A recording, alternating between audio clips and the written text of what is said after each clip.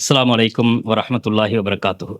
அன்புக்குரிய சகோதரர்களே, உங்களுக்கு எல்லாருக்கும் தெரியும், கடந்த ஒரு வருட காலமாக சோசியல் மீடியாக்கள்ல, வாட்ஸ்அப்புகள்ல என்னுடைய இளைய மகன் 3 வயது நிரம்பிய குழந்தை சம்பந்தமாக நான் பல செய்திகளை பதிவு செய்திருக்கிறேன். என்னை பின்தொடர்ந்து பார்க்கக்கூடியவங்களுக்கு அந்த தகவல்கள் தெரிஞ்சிருக்கும்.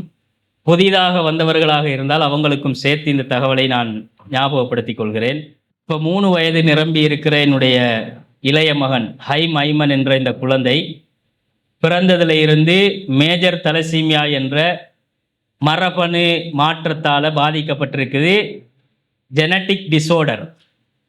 அந்த ஜீன் பரிமாற்றம் கெட்ட ஜீன்களால் பாதிக்கப்பட்டு பிறந்ததில் இருந்து இன்றைக்கு வரைக்கும் ட்ரீட்மெண்ட்ல இருந்து கொண்டிருக்கிற என்னுடைய குழந்தைக்கு ஜூலை 1ஆம் தேதி போன் மெரோ டிரான்ஸ்பிளான்ட் எலும்பு மச்சை மாற்றீடு சிகிச்சை செய்யணும் என்று அப்பாயின்மெண்ட் கொடுத்துருக்குறாங்க. அந்த அப்பாயின்மெண்ட்டுக்கு இன்னும் 10 நாள் தான் இருக்குது.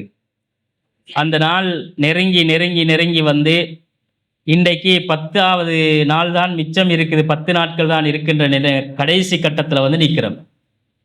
ஒரு உயிரை காப்பாற்றுறது ஒட்டுமொத்த உலக மக்களையும் காப்பாற்றிய நன்மையை பெற்றுத்தரும் என்று அல்லாஹ் குர்ஆனில் சொல்கிறான். நிறைய மக்கள் உதவினார்கள். முகம் தெரிந்தவர்கள், தெரியாதவர்கள் என்று பல பேர் எனக்கு உதவி செய்திருக்கிறார்கள், கொடுத்திருக்கிறார்கள். எனக்கு தெரியாத அல்லாஹ் அவங்களுக்கெல்லாம் வாழ்க்கையில் இம்மையில மறுமையில் அருள்களை கொடுக்கட்டும். இந்த சிகிச்சைக்கு தேவையான முழு தொகை 2 கோடிகளை தாண்டி தேவைப்படுது. நாங்கள் மட்டப்படுத்தி 2 கோடிகள் தேவை என்று அறிவித்திருந்தோம். இதுவரைக்கும் சேர்க்கப்பட்ட தொகை 80,91,840 ரூபா. மேலதிகமாக இந்த 10 நாளைக்குள்ள திரட்ட வேண்டிய நிதி 1,19,08,160 ரூபா தேடணும்.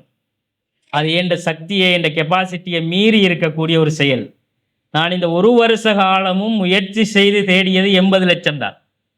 இந்த மீதி பணத்தை எப்படி திரட்டுவது என்ற ஒரு மன உளைச்சல்ல நாம இருந்துட்டு இருக்கிறோம். அல்லாஹ் போதுமானவன். படைத்தவனுடைய நாட்டம் என்னவோ அது கதிரிலே எழுதப்பட்டது நடக்கும். அல்லாஹ் விதித்ததை தவிர எங்களுக்கு வேற ஒன்றும் நடக்காது. அந்த ஒரு மனதைரியத்தில் தான் பயணித்து கொண்டிருக்கிறோம். இந்த தகவலை ஏன் நான் இந்த இடத்துல உங்களிடத்துல முன்வைக்கிறேன்டா, கொள்கையிலே நண்பர்களாக, சகோதரர்களாக நாம ஒன்றாக கைகோர்த்து பயணிக்கிறவர்கள். ஒரு குழந்தையுடைய உயிரை காப்பாற்றுற இந்த அரும்படிக்காக உங்களுடைய உதவிகள், ஒத்தாசைகள், முயற்சிகள் எனக்கு தேவை என்பதை இந்த இடத்திலே நான் தெரிவித்துக் கொள்ள ஆசைப்படுகிறேன். எனவே கண்ணியத்திற்குரிய சகோதரர்களே, இந்த மீதி தொகையை நாங்கள் சேர்க்க வேண்டிய ஒரு நெருக்கதியில் இருக்கிறோம். இந்த குறிப்பிட்ட 10 நாட்களுக்குள்ள அது தேவைப்படுது. அதனால் தனவந்தர்கள், இந்த முயற்சிக்காக உதவ மனமுள்ள மக்கள் தயவு செய்து உங்களால் முடியுமான பங்களிப்புகளை தர வேண்டும். யாசகம் கேட்கக்கூடாது. யாசிப்பதற்கு இஸ்லாத்தில் அனுமதி இல்லை. அது எங்களுக்கு நல்லா தெரியும். இது ஒரு யாசகம்தான். 3 காரணங்களை தவிர வேறு எதுக்கும் யாசிக்க இயலாது. இது ஒரு உயிரை காப்பாற்றுகிற பணிக்காக ஒரு யாசகத்தை தான் நாங்கள் கேட்கிறோம். இந்த யாசகம் அல்லாஹ் அனுமதித்த அடிப்படையில் இருக்கிறதுனால கேட்கிறோம், ஒரு உசுரை காப்பாற்றிக்கிறது.